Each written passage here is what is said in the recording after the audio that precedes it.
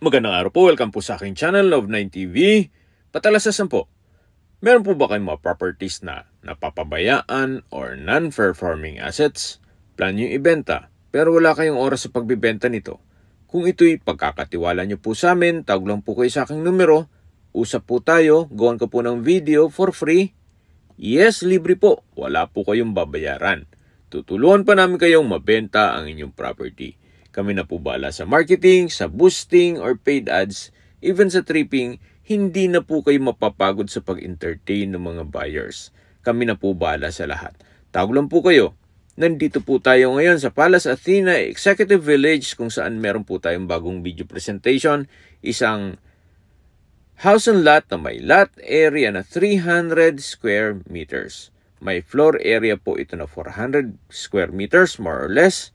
Ito po yung flood-free area, meron pong amenities, clubhouse, swimming pool, basketball court, playground, picnic group dito sa loob ng subdivision. At tungkol naman po sa security, 24 hours po ang roving guards dito. Kaya safe na safe po kayo. Samahan niyo po ako, pasok po tayo.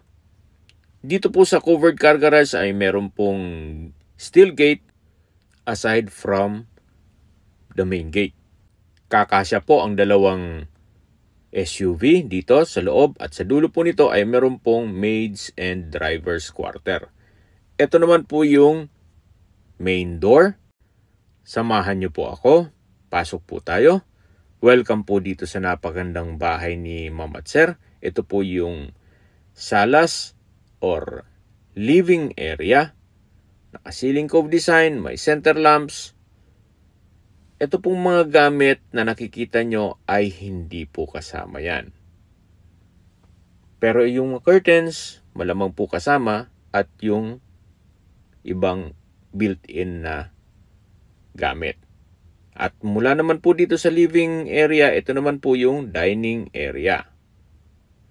Malaki naman po ang espasyo, maliwalas, naka-ceiling cove design, may pin lamps. At uulitin ko po, ito pong mga gamit na nakikita nyo ay hindi po kasama yan.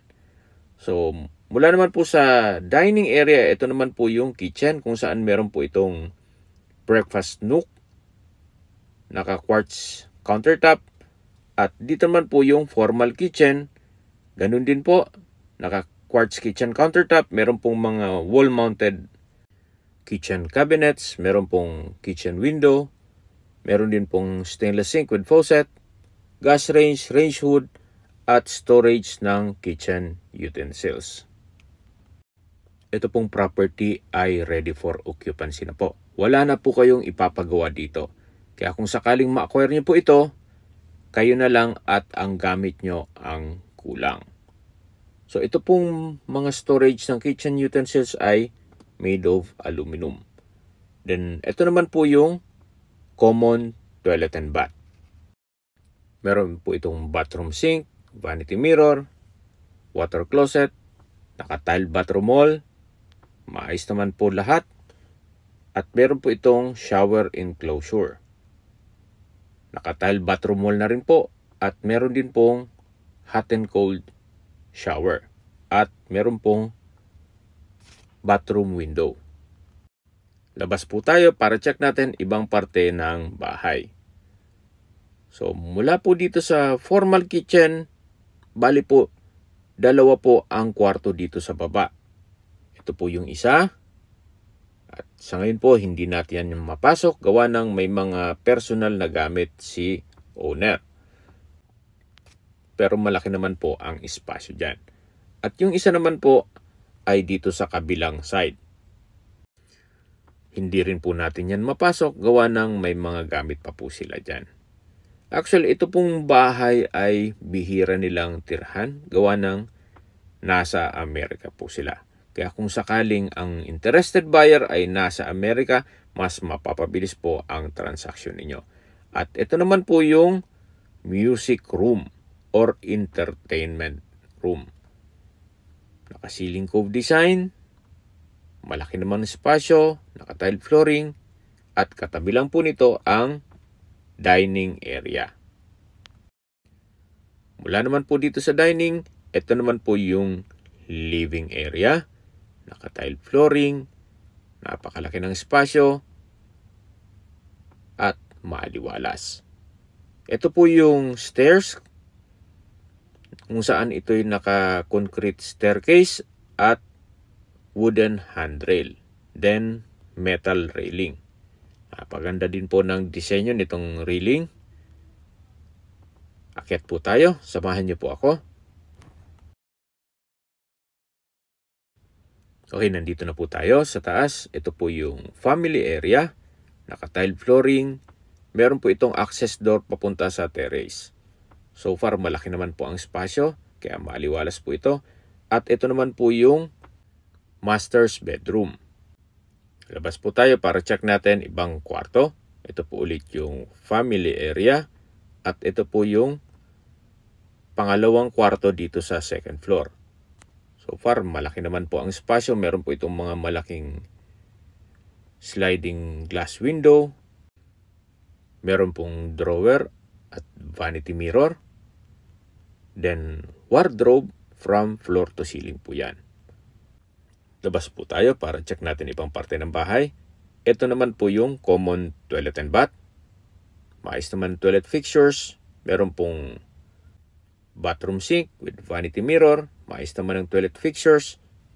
At naka-tile bathroom wall. Meron din po itong bathtub. At dito naman po sa kabilang side ay yung shower enclosure na meron pong hot and cold shower. Ganun din po, naka-tile bathroom wall na rin dito. So, ito naman po yung third bedroom dito sa second floor. Malaki naman ang espasyo, may sariling sliding glass window, at meron din pong from floor to ceiling na wardrobe. Ganun din po, meron din siyang malaking vanity mirror na merong drawer. Naka-tile flooring na rin po ito. Bali po, 3 kwarto po ang dito sa second floor. Habang pababa po tayo dito sa hagdan, summarize ko lang po sa mga nag-skip ng video. Ang lot area po nito ay 300 square meters at ang floor area is 400 square meters more or less.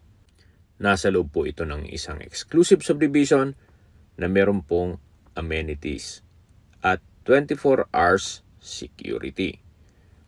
So, nandito na po ulit tayo sa garahe or covered car garage kung saan ito po yung tinutukoy ko sa inyo na maids and drivers quarter. May kanya-kanya po silang kwarto dito.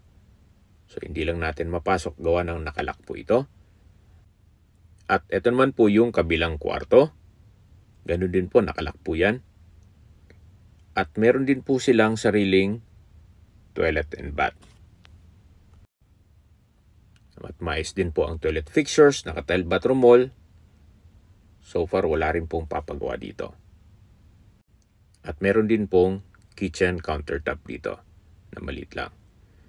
At ito naman po yung 1 meter setback na ginawang service area or laundry area.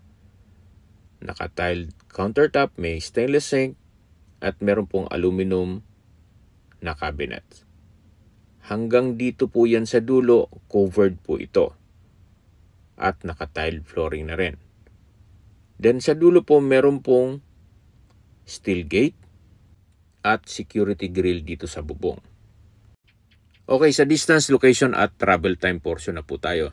Ito pong subdivision ay along Aguinaldo Highway at napakalapit lang po nito sa Shopwise at Pure Gold at iba pang business establishments. Kaya ito po ay accessible ng public transportation. Mula naman po sa SNR, ang distance is 2.5 kilometers at ang travel time is 5 minutes. Mula naman po sa Daang Hari Extension na connecting MCX or Muntinlupa Cavite Expressway, SLEX South Luzon Expressway, Skyway, all the way to NLEX or North Luzon Expressway at iba pang parte ng Metro Manila, ang distance is 1 kilometer at ang travel time is 4 minutes. At mula naman po sa South Imos Specialist Hospital, ang distance is 2 kilometers at ang travel time is 8 minutes. At mula naman po sa De La Salle Medical Center, ang distance is 6.5 kilometers. Kung school naman po ang pag-uusapan, meron pong private school sa loob ng subdivision na kung saan ito'y 2 to 3 minutes drive lang po. At meron din pong isang school na malapit, yung Elizabeth Seton School. Ang distance is 1.4 kilometers at ang travel time is 9 minutes. Mula naman po sa District Mall, Imos, ang distance is 2.3 kilometers at ang travel time is 9 minutes. At kung manggagaling naman po sa airport, ang distance is 27 kilometers at ang travel time is 53 minutes. Okay, sa presyo na po tayo. Ito po'y repost na at nag-markdown price po si owner. From 17 million down to 15 million. Ngayon po ay 13.8 million pesos net. Para sa akin po, opinion lang, fair deal na rin po ang 13.8 million para sa ganito kalaking bahay. Sa mahal po ng construction cost ngayon at materyales, mukhang hindi po kayo makapagpatayo ng ganito kalaking bahay. At kung bibili pa kayo ng lote. Yan naman po yung opinion ko lang naman. Depende pa rin yan sa inyo kung anong assessment nyo dito sa property.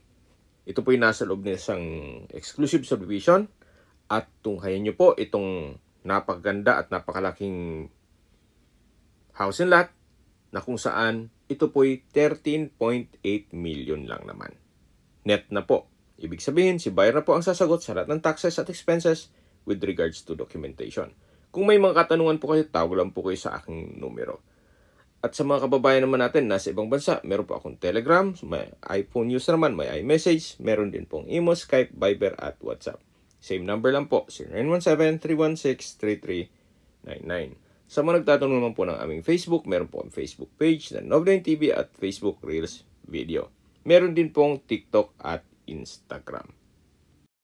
Meron din po kami ibang YouTube channel na The Nov9 TV channel at Nov9 TV Listings. Sana po naibigyan yung aming video presentation. Paki-like and subscribe na po sa aking channel para ma-update din po kayo sa aking future listings. Kung sakali po hanap niyo yung mas malaking sukat o lupa, meron din po kami ibang listings na pwede niyong pagpilian. Huwag po kayong mag-atubiling tumawag sa amin, then let us know your budget para malaman namin kung anong property pwede namin i-alok sa inyo. Sa lahat pong viewers, subscriber at nagtiwala po sa amin, salamat po sa suporta. Ingat po kayo lagi at itong pamilya. Maraming salamat po.